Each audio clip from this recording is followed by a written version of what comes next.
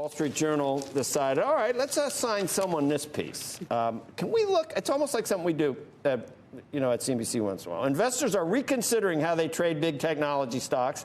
Now they're focusing on those that will thrive as interest rates rise. So they found a little sort of a peg to write a story on. Do you expect that to happen? Do you expect people to start scouring the investment arena for stocks that benefit when interest rates rise?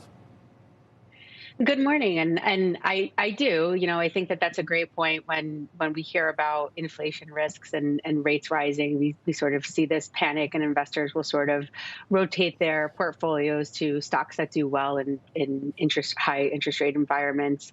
We saw a lot of that happen with the banks, for example. We've seen a big rotation there, but I still like big tech. And when I say big tech, I mean specifically Apple, Microsoft, Alphabet, and Amazon. They're still pretty far off of their 2020 PE. So I think valuations have come down for anyone who was worried about them being overvalued. And you just have so many good stories there. Cloud revenue growth was up 40% for almost all of those companies.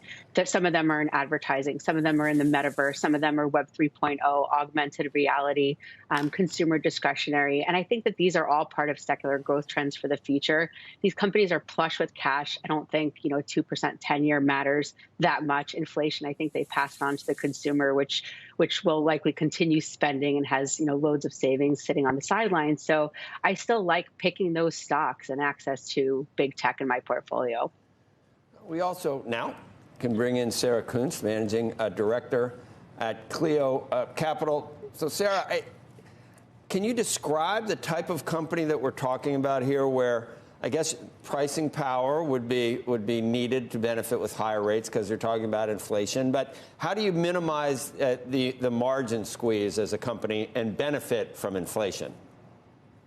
I mean, I think, one, you understand that what we're talking about are a bunch of companies over a really broad spread. So some of them are hit big time by inflation because they're making hardware like a Tesla or an Apple. Others, they're all software and inflation doesn't hit nearly as hard. So I think one of the big things here is just to stop looking at FAANG like it's a monolith.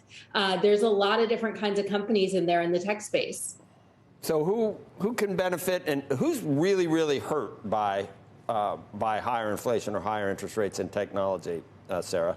I mean, I hate to say it because they have been so hammered, but I think that this is another one where you just don't want to be Peloton, right? They have hardware. They're actually, they're doing lines of credit with people when people are going out to buy the bike. So those higher interest rates, the higher cost of lending, it just hits them every way. They cannot catch a break.